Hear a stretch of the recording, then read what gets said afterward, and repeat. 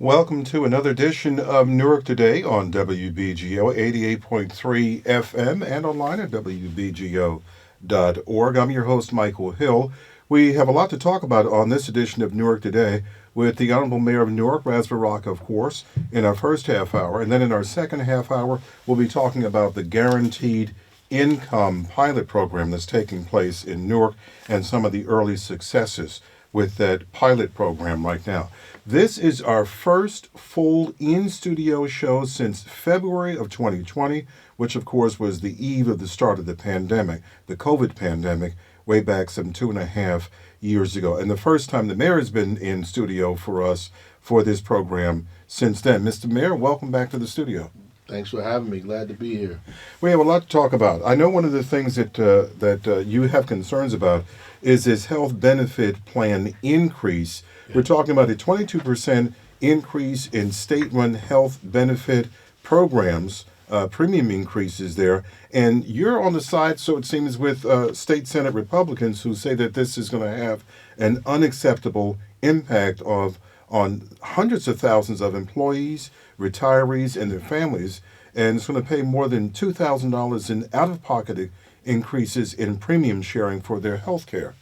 Yeah, actually, it's everybody. It's not just Republicans. The Democrats, the Speaker, the Senate President. Everybody's come out against what's happening because ultimately you're talking about a 20% increase or more in health care costs. In Newark, it'd be $24 million that we would have to our burden would be. Either you turn it on to the employees or you keep it. Either way, the residents paying for it through taxes. So that's what happens. And, I think they could have done a better job in making sure they helped renegotiate this and brought everybody up to the table in the process, but that didn't happen. So we're in the process now of renegotiating or negotiating new contracts ourselves. So is this a done deal at this point?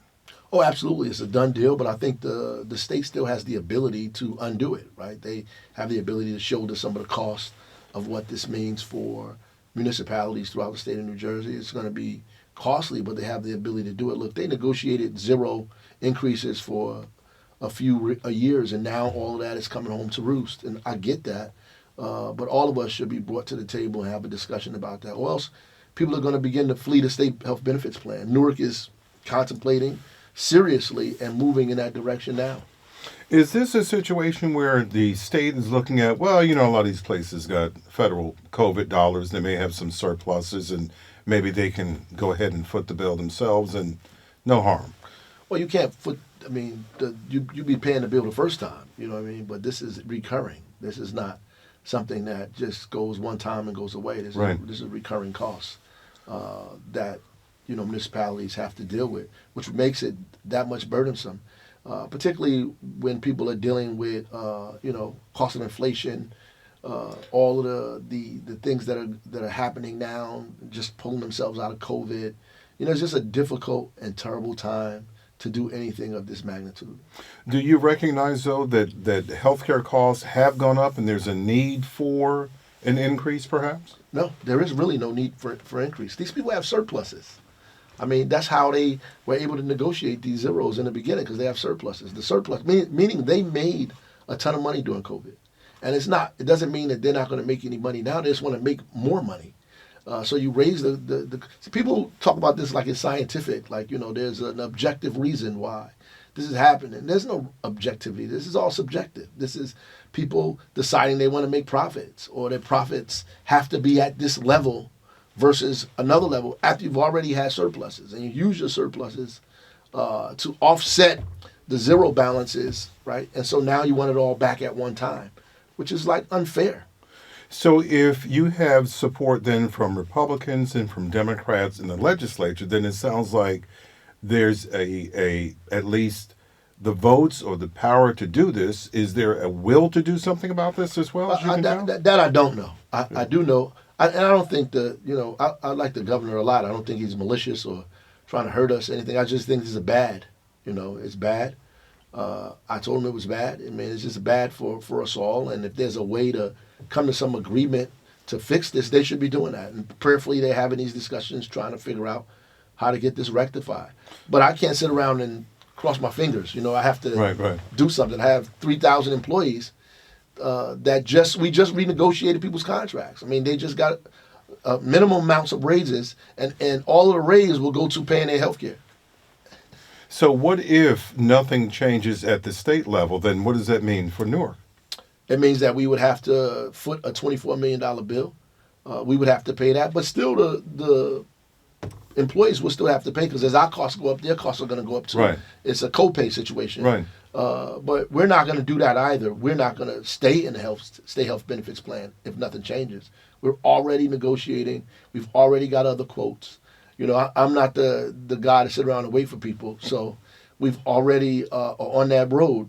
So we're just not going to stay. We're just not going to stay. And I anticipate many people bailing, even if they don't bail this time, because the other issue is that it happened so fast. Right. And they didn't give us any time to really figure out what we would do. Like the open enrollment time is now, October. Right. It's today. So you can't just pull out of this thing, or else there'll be a gap in coverage. Right. You'll have a bunch of employees with no insurance. So most people are going to be stuck. Is there any effort on the state at this point to get formal input from the mayor of Newark, from other mayors, from other elected officials to say, okay, let's come and talk? I don't know that. I don't have the answer to that. I know they haven't spoken to me formally, but I don't have the answer to if they're doing that on a statewide level with legislatures. And I would imagine they would do that with legislators first, and the commission down there who makes these decisions will be doing that. And hopefully that's what's going on, and that they circle back to us. But we don't have a lot of time, so. It sounds like the timing is really bad if open enrollment is now. Right now. So even if we get out, we would have to suffer this for a month or two, and then get with somebody else and have another open enrollment sometime, later, so that people, maybe November, December, allow people to change, over.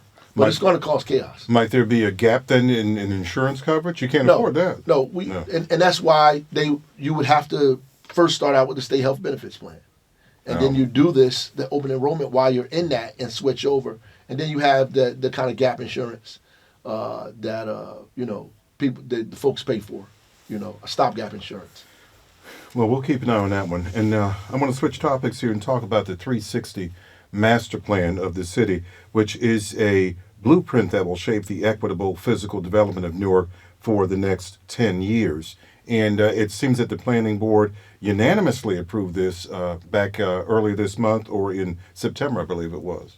Yes. This is something that you have to do. This is constitutionally a thing that has to happen in the state of New Jersey. We have to have this master plan every 10 years. It was a long process. We had 2 in-person meetings in every ward. We had virtual meetings. We had at least 10,000 touch points of residents and folks commenting and telling us what they thought, surveys, to get people engaged and involved in this process. You even had what I'm looking here called the Newark Story Bus? Yeah, Newark Story Bus. Yeah. It's not ours, but we use that as well. And we appreciate the folks for allowing us to take part. What is that? Was it a bus that goes around in the city? It is a bus. It's a physical bus, and on it, people get to get on a bus and talk and say what they need and what they want, and it's an interactive kind of experience. Right. And it's a way to get people engaged and involved, and so they tell their stories, and you get to use that information.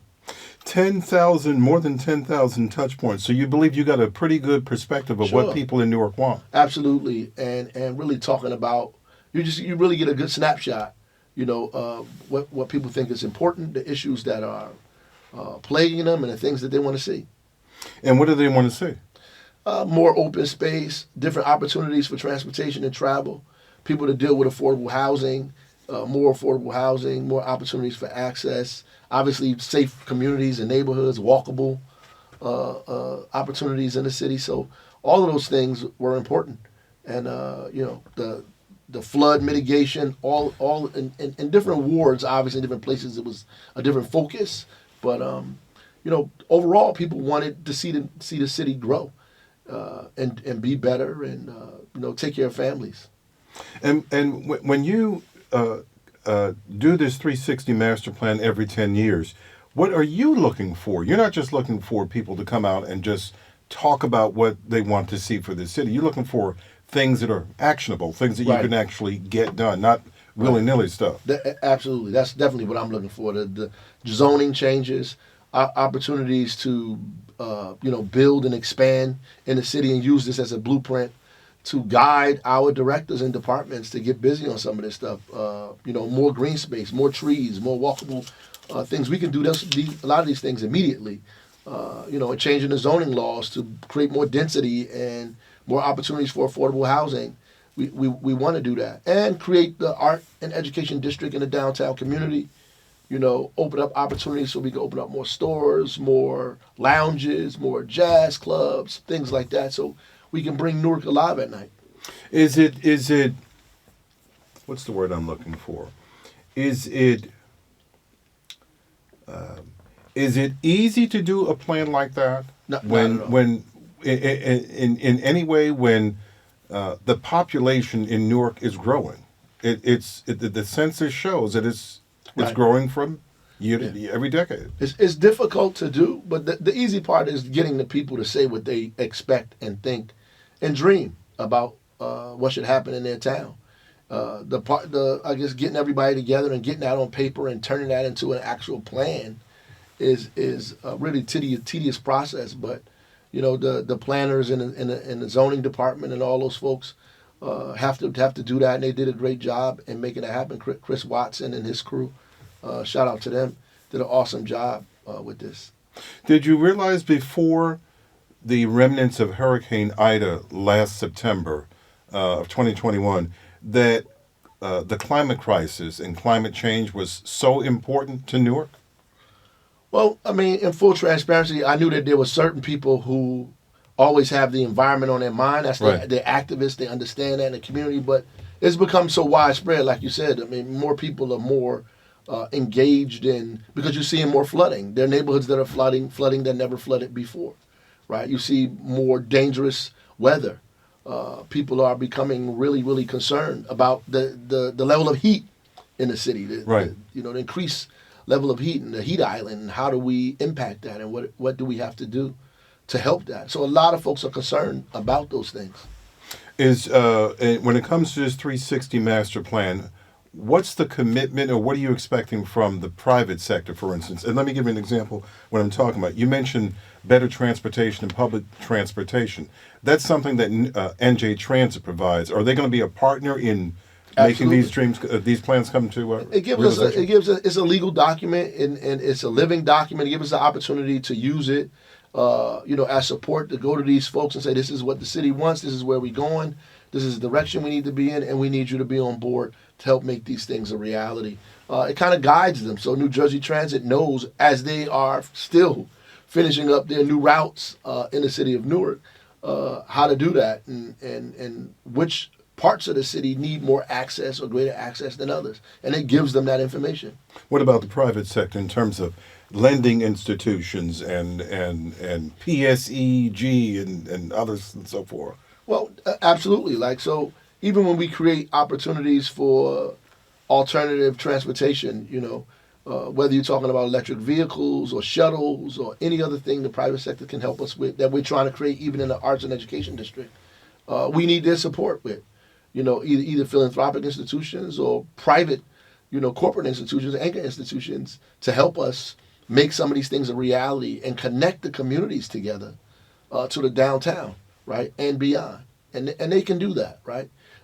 Some of the issues that they talk about around homelessness and housing, they can get involved in that because everybody's affected by that.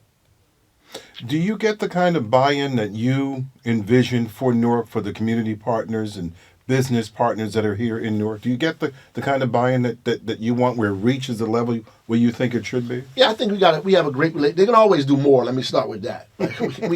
We can always get them to do more. I'm not going to, we need them to do more. But at the end of the day, we have a great relationship, Newark Alliance, and, I can call these folks and have conversations with them from the eds and meds to the corporate sector and all of these folks, So it's not difficult for us to get people to the table. Does the 360 master plan speak about? It doesn't speak about crime or crime prevention or anything like that. Well, not directly, Not but people directly. talk about that Right. in the meetings and the discussions. They talked about. So what the master plan would do is help create a neighborhood that is conducive to safety. Like, what do we need in this neighborhood? People talking about crime. The streets are too dark. We need trees in this area. We need lighting here. We need a streetscape this way. So when people talk about these things, we talk about creating infrastructure that supports those ideas to make it easier for communities to be safe. Like if it's traffic, or if it's lighting, or if it's trees, or if it's housing, we understand what it is that we need to do.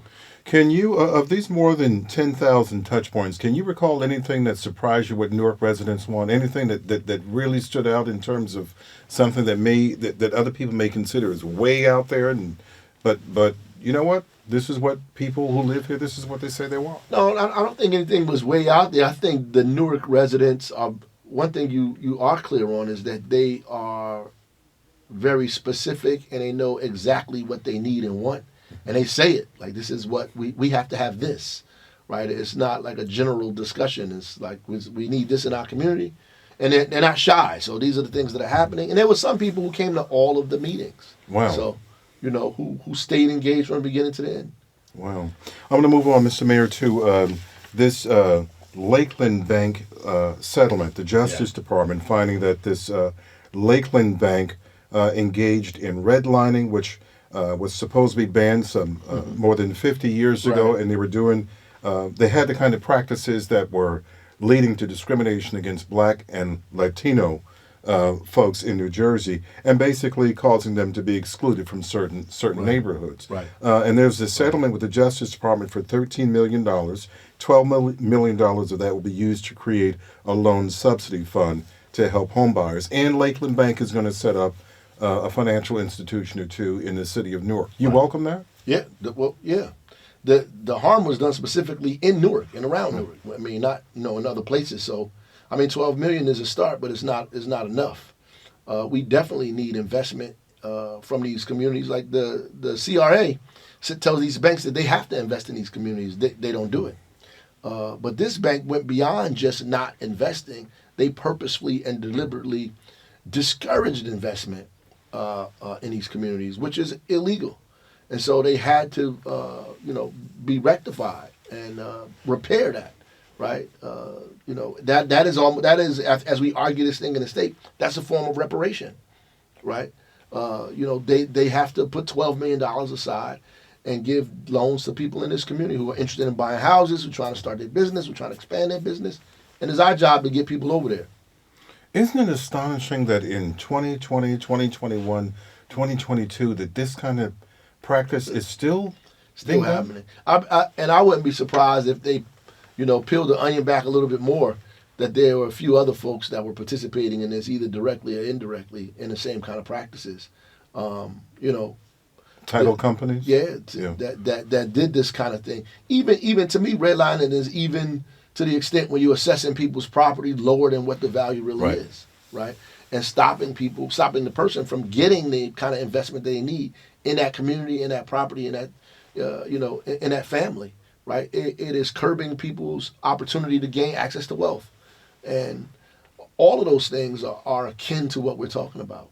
You said $12 million is not that much. It is some, though. What do you expect what kind of impact do you expect there to be from this $12 million, though? Well, we are getting ready to, try to direct people over there to make sure that they aren't like, they have Go fund get the that money. nobody don't use, and they get on TV 2 years later and say, nobody came to get the money. Well, we're going to make sure that don't happen. You know what I mean? So we're going to send people over there and make sure they use it and get their loans to expand their businesses, to buy property, to do the things that we need to do. Our folks are starving for capital, and that's one of the biggest barriers that we have, starting our own businesses, buying homes, the access to capital, the upfront costs that it takes. And now you have $12 million that you can get. You should go after it. You think they can come up with more, though? Absolutely. Yeah. And I think the harm they caused was greater than that. Greater than $12 million? Absolutely.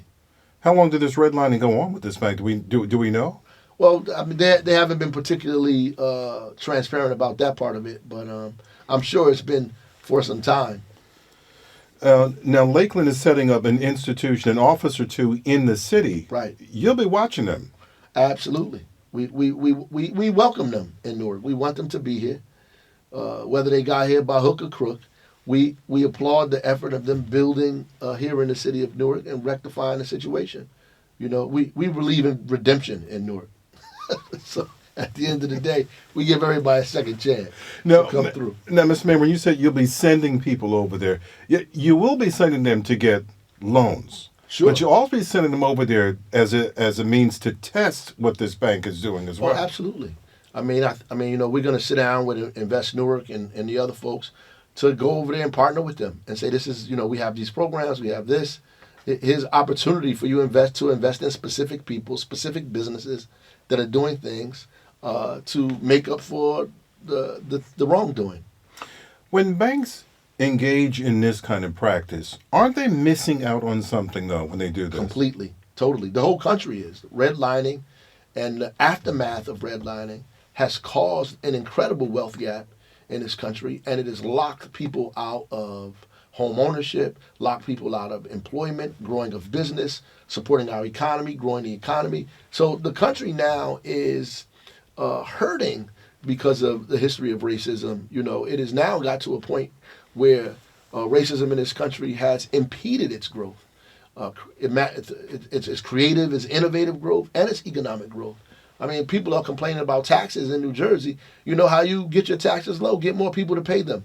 And you get more people to pay them by making sure they're in the home and they're making enough money to afford that home. At the same time, you increase their wealth, which benefits the entire group.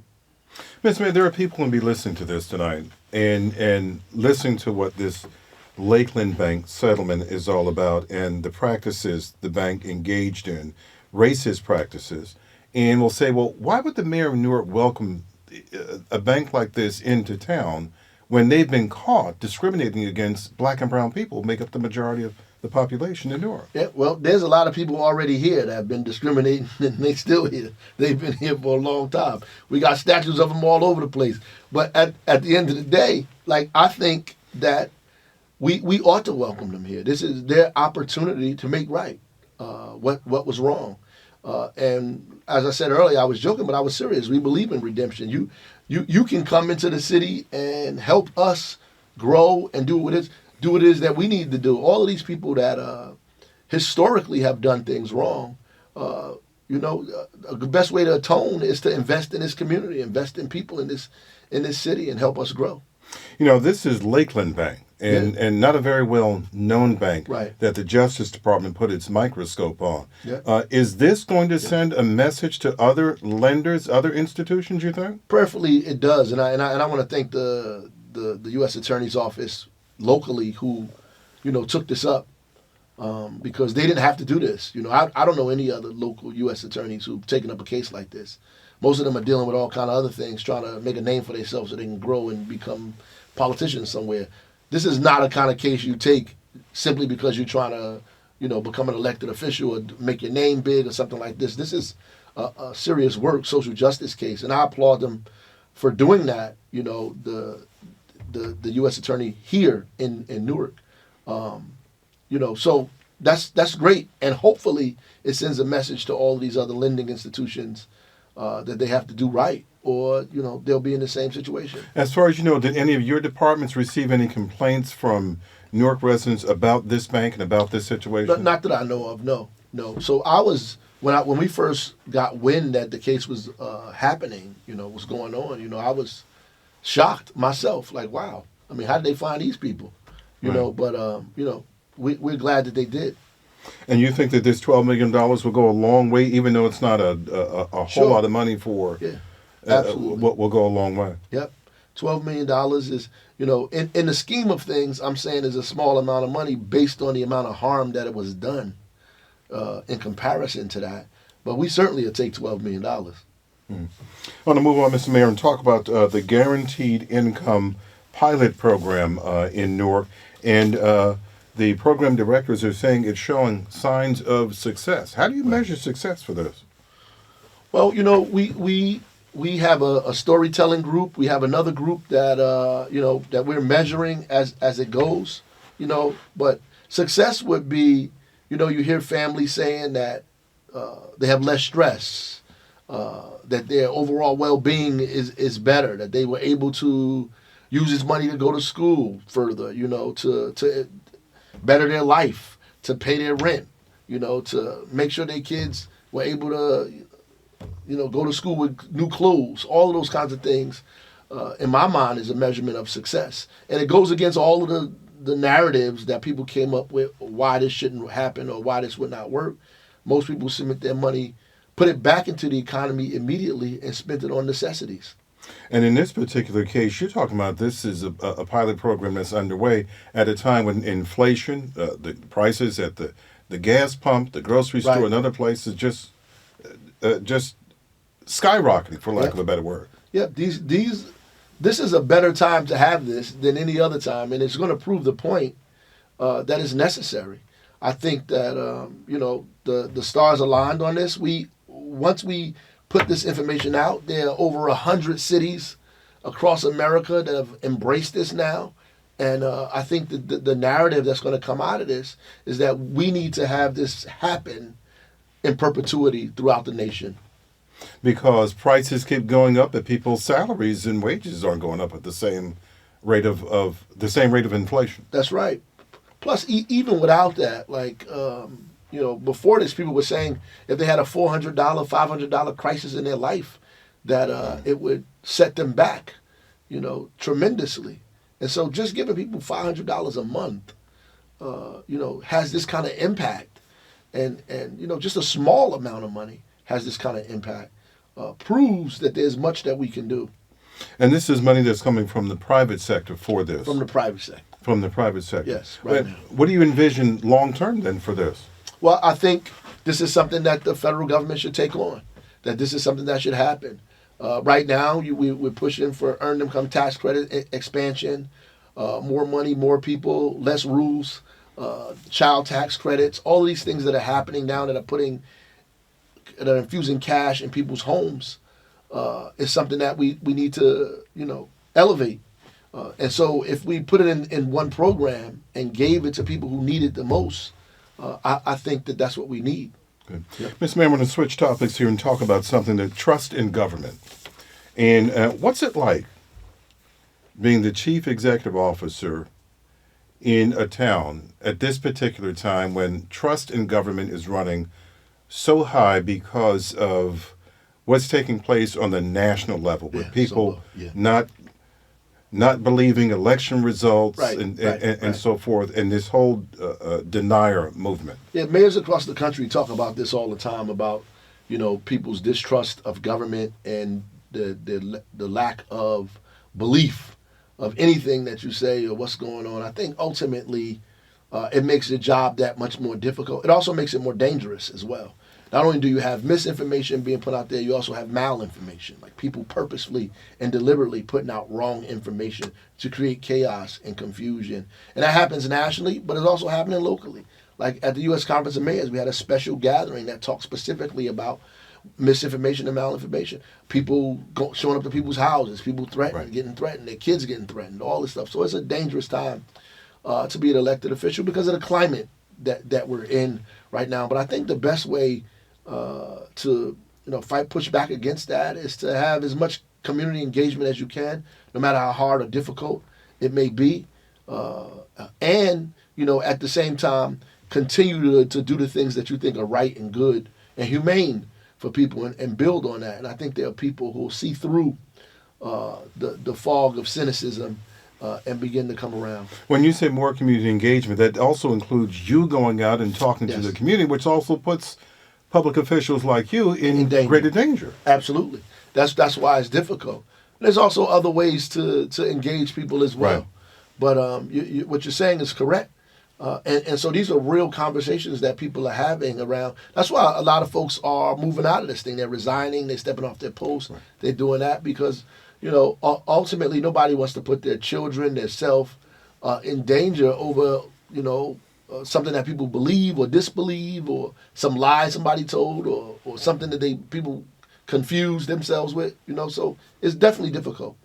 Mr. Mayor, thank you very much for coming in once again. First time in Always the a pleasure. studio here since Yeah. February of 2020. We really appreciate that. When we come for having back on this broadcast tonight, we'll be talking more about the Guaranteed Income Pilot Program, and the folks who are running this program can tell us of the successes of it. We'll be right back.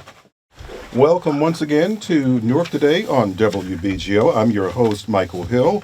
We have a lot more to talk about. We just had the mayor on, and now we're going to have on a discussion about the Guaranteed Income Pilot Program in Newark with Kevin Callahan, Newark City Philanthropic Liaison, and also Kalina Berryman, Program Manager of the Newark Movement for Economic Equity. Welcome to WBGO. Your first time here? First Yes, time. thank you for having us. You're most Thanks for welcome. having Thank us. you for Appreciate coming in. I was saying at the top of the broadcast, this is our first in-studio full broadcast we've had since February of 2020. That's Can awesome. you believe that? Congratulations. Yeah, that's great. Yes. Beautiful to Yeah, be back it's- together. It is. It really, really is. I am excited to talk to you about this program. I wanted to do this for quite some time.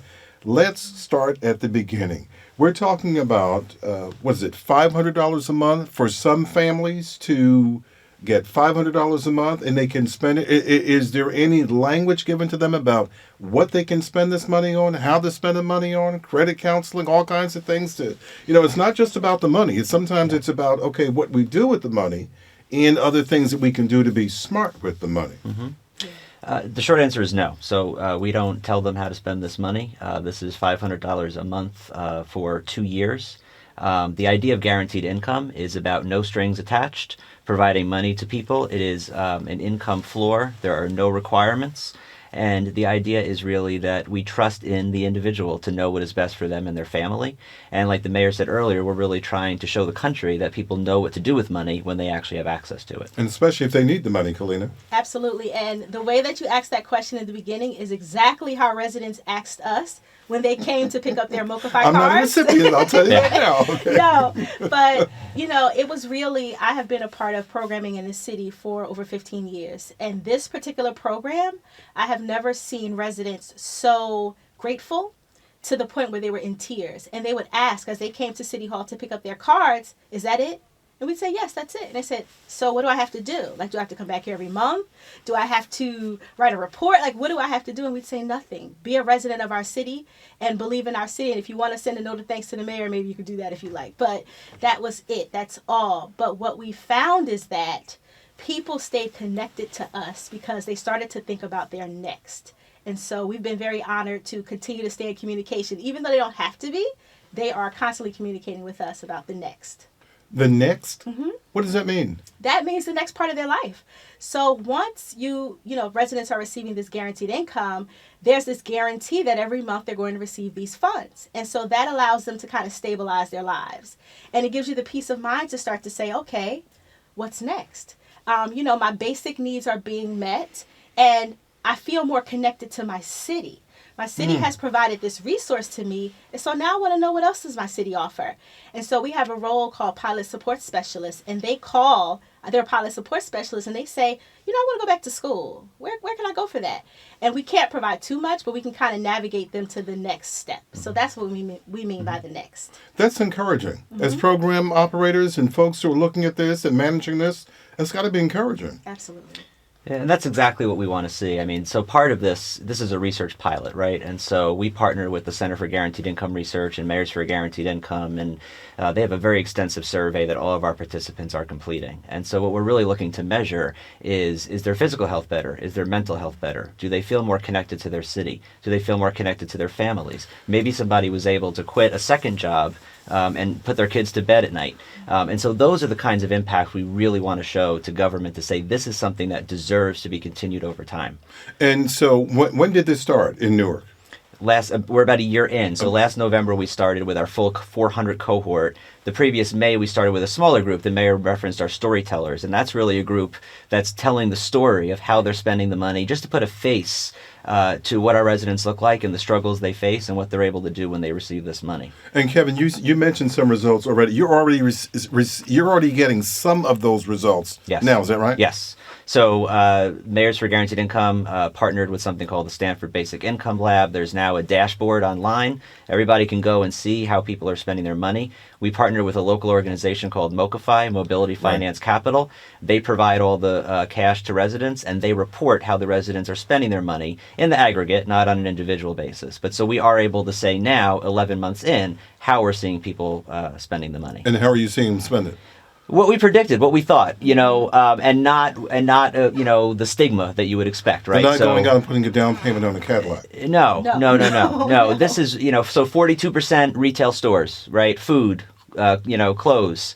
We have 26% on groceries. We know how expensive groceries are right now, so we talk about a program that's needed. Almost 12% on housing and utilities, another 10% on transportation, just getting to and from work, improving their cars, repairing their cars, et cetera. So really what we expected and in line with what we're seeing in the national trends. And what does this show, Kalina, that there is in fact a great need? Absolutely, there's a great need. You talked earlier about inflation. Inflation is very real. Prices are higher and people are struggling. Salaries are not raising. Hourly wages are not necessarily raising at the rate of inflation. But there's also a need post-COVID-19. And so a great component of this program was that you had to be impacted by COVID-19.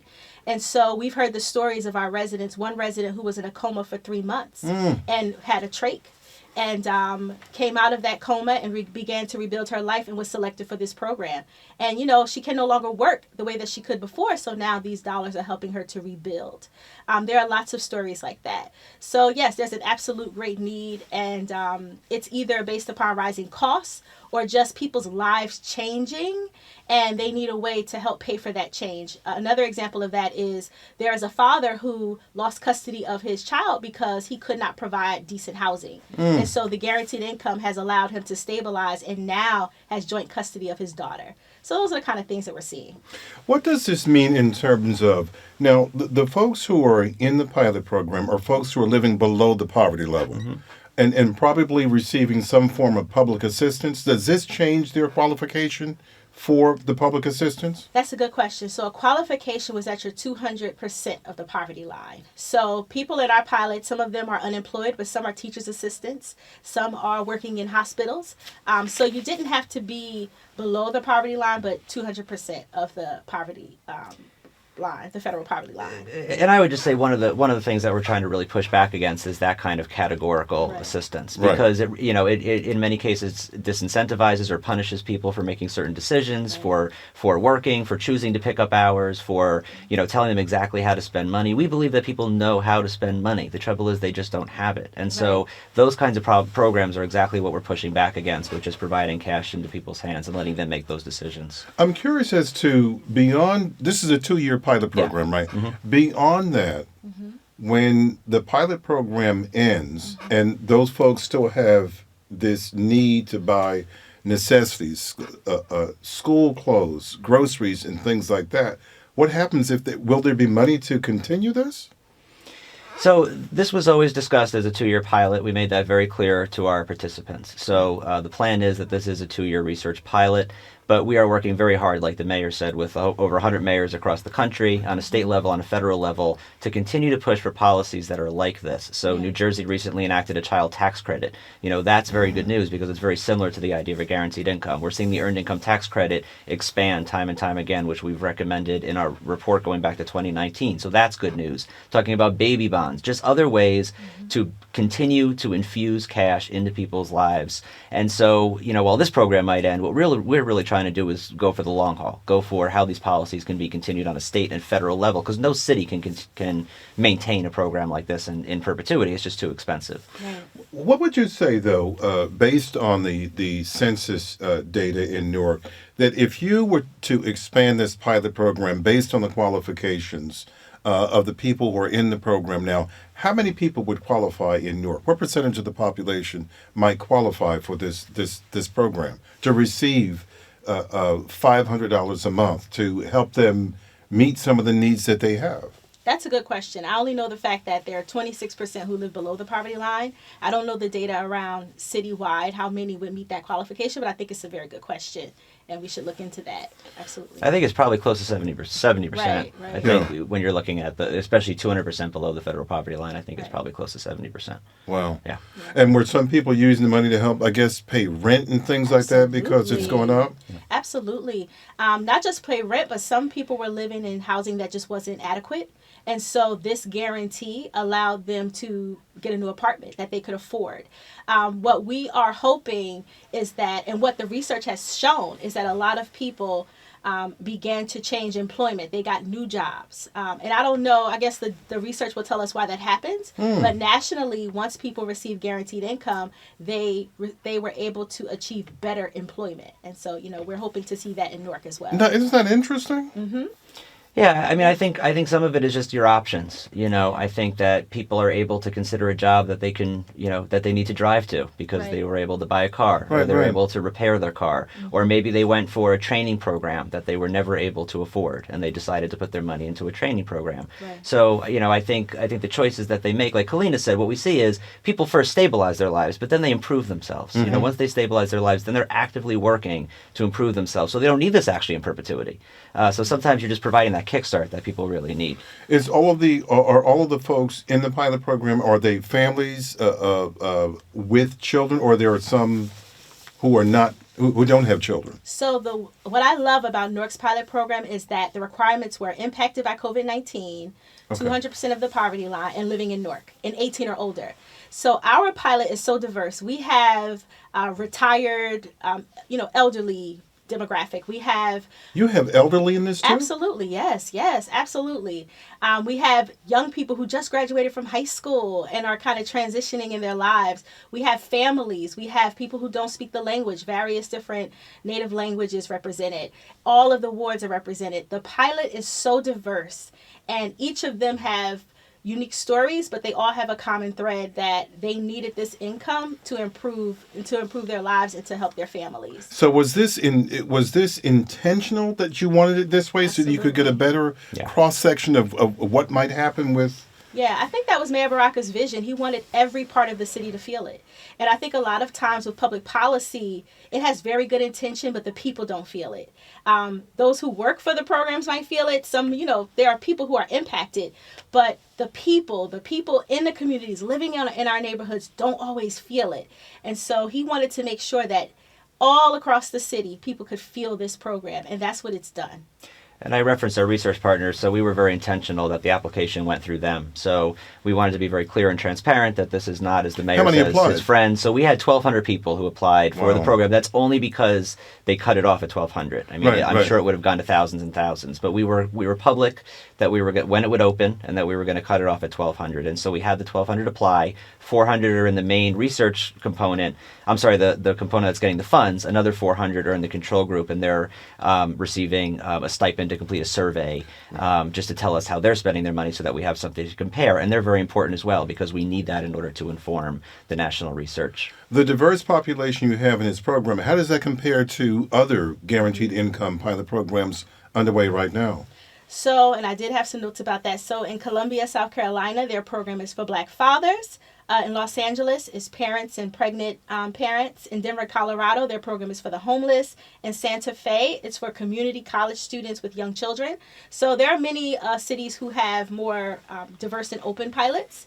It is income-based, but a lot of cities are targeting specific populations for, whatever reason is that they decide. And it sounds like what you're describing in Newark, you include all of that. All of it, yes. All of the stories, all of the perspectives. I want to say one thing. Our storytelling fellowship, we have 20 residents participating in the storytelling fellowship. And it is one of the most beautiful spaces I've ever been in. It is so diverse. And they come together at Rutgers Newark. And they're learning how to be photographers and poets from celebrated Newark artists. And just to see the diversity in the room and how they celebrate each other. And I feel like the Guaranteed Income Program is a catalyst for the atmosphere of that room. So I would love, as we continue to grow this, that we also grow opportunities for people to develop skill sets so that they can plan for their next. I'm wondering, too, if when you start, not that there always is a direct connection between more income and better health, but I'm wondering if that's one of the things that you'll be looking at to see if people's health, physical health, mental health, all of that will improve because, okay, I now have the resources to make better decisions about how I'm going to live, maybe what we're going to eat, Yeah. the kind of food we're going to prepare, and so forth. And is that one of the barometers, too, is looking at, does health improve? Completely, yeah. And I mean, I think across the country, what these programs have seen is mental health is much improved, which is Absolutely. very predictable, right? People are now know where funds are coming from, and they don't have as much stress. But physical health improves too, because people might be able to pay for a dentist appointment that they couldn't pay for Absolutely. before. Right. They might go to a doctor appointment that they couldn't do before. They might be able to afford those copays if they have insurance. If they don't have insurance, maybe they can go for that physical for the first time. So we do think that physical health will improve as well from this pilot. I want to get your take on this. I'm sure there's some people who are listening to this and engage in these discussions about guaranteed income pilot programs and will say, okay, you're giving money to people, they haven't earned it, and you're setting them up for perhaps expectations that on their own they can't meet and they won't meet. How do you respond to that? I think it's just this narrative that we really are not comfortable respecting people's dignity. We're really not comfortable looking at people and understanding that they have intrinsic value, that their value is not tied to what job they have or who they are or where they come from, but that they're human beings and that they might be struggling and that they actually are the masters of their own destiny. They know what they need. They know what they want, like the mayor said earlier. And it's really this lack of access to cash that has gone on for generations that has really kept them in some bad situations that they don't have control over. And so providing a little bit of cash is really changing the trajectory of their lives. Kalina? Yeah. And I would say I liken it to if you get a raise at work. Your life is different 2 years later after you've had that raise than it is today. And it's as simple as that. It's in some way a financial raise. And so if you receive a raise, you begin to operate a little differently. You make different decisions, and your life is different 2 years later. And so that's what the premise of that is. But, I mean, let's be real. We have been funding social justice related programs for decades. We have been putting money into programs to help people.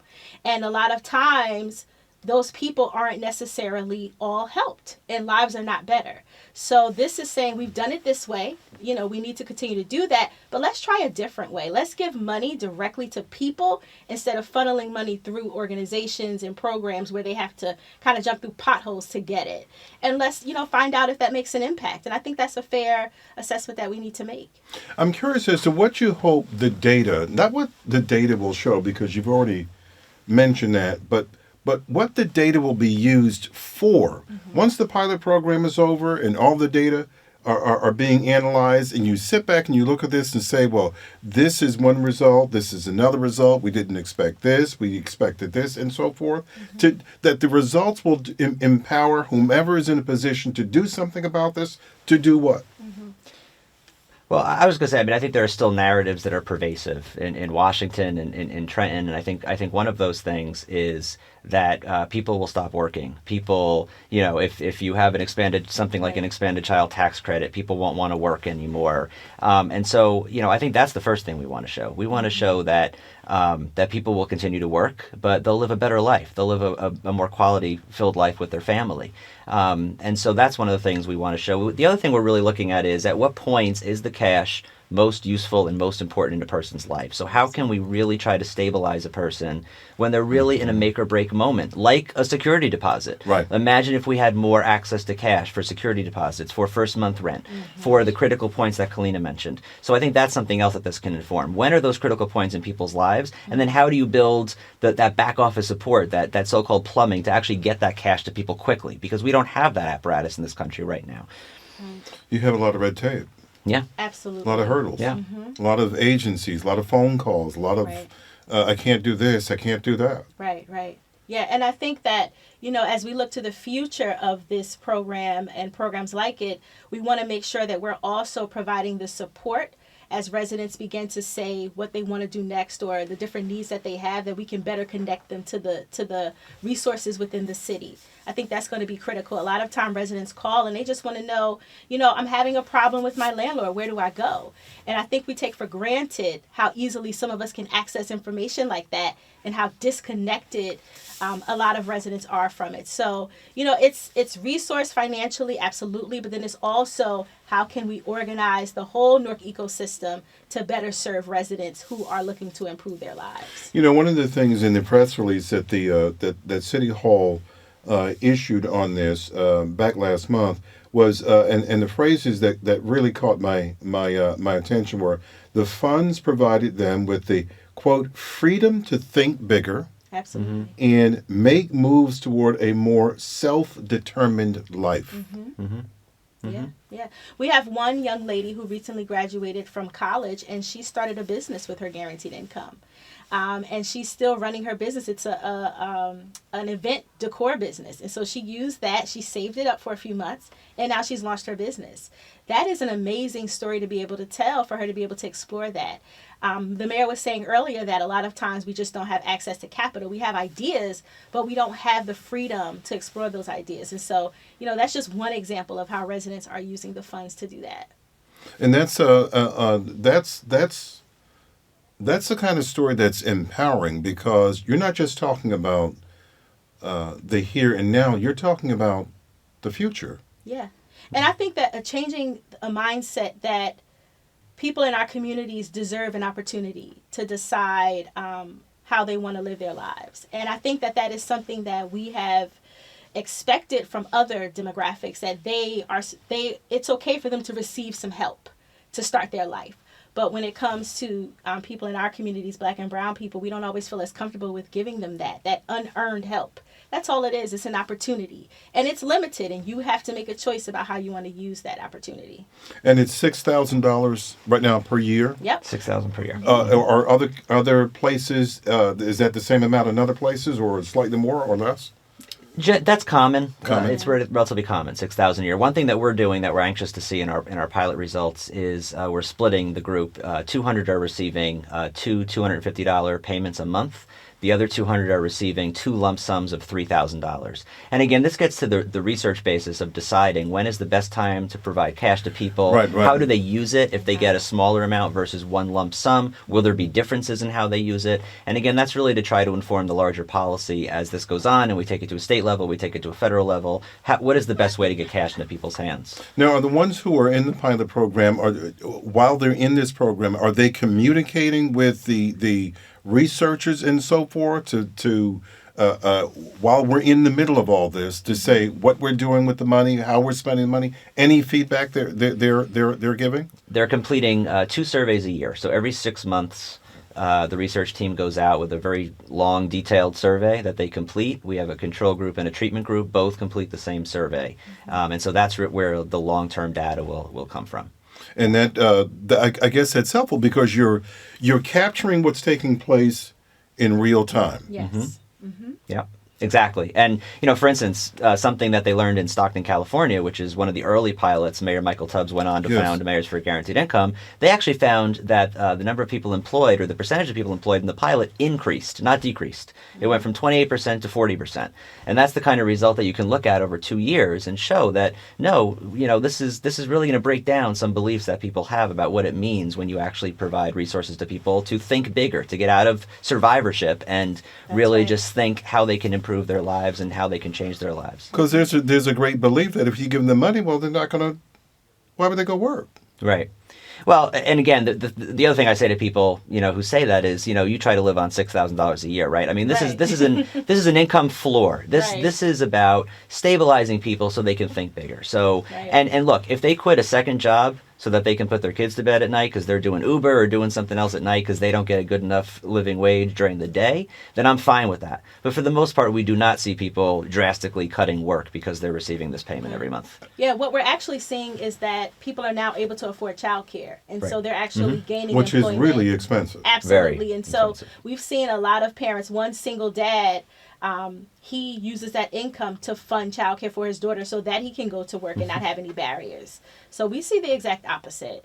I guess we all could live on $6,000 a year if somebody was paying the mortgage every month. If somebody was filling our tanks with gasoline every day, or paying for public transportation, paying for our insurance, paying for our groceries. I mean, I guess that we could, on $6,000, we might be able to have a nice a nice vacation. Exactly. No, Yeah, and people are yeah. very specific about how they spend their funds, and when they call us, they make sure to let us know that they're also saving, which I love to hear people say. Yeah, that's what I wanted to ask you. They have a desire to be responsible with that funding. That's what we've learned, is that it's okay, you're giving me this, and I understand that it is something quote unquote unearned, but that they see it as kind of an honor to be in this program. And so they want to communicate to us that we understand that this is a gift, but we want to be responsible stewards of this gift. And so we are making sure that we're allocating it to something tangible, but that we're also saving some of it. And so, I'm sure the research will show that as well. So is there stuff like credit counseling and other things like that come along with this that's offered but not required? Yes. Yeah. Yeah, so Yes. we'll give them any resource they need if they reach out to us. Yes. The guideline that we have is that we're not to do proactive things because it is a research pilot. Okay. But if they reach out to us, like Helena said, we have support specialists on staff. We can guide them through whatever issues they're having, any questions they have. Mocify will also open bank accounts for them, so it's a online bank and can have checking accounts, savings accounts. So we're hoping that they actually use Mocify to not just take a debit card, but to actually open an account and begin to save. Right. And Kalina, the woman who was saving her money and started a business, is that one of the activities that you want to see take place? Absolutely. I would say that is that's a great example of the highest way in which these funds can be used. But for me, I'm happy when someone says that they're able to afford their rent now. That gives me the most joy. When a mom says that she's able to buy groceries every month for her children, those kinds of things I understand as a mom, and as someone who understands how high the cost to have decent housing is. That gives me great joy that our city is able to help people to stabilize their lives and that they're sure that they can meet the needs of their family. Anything else that happens is just icing on the cake.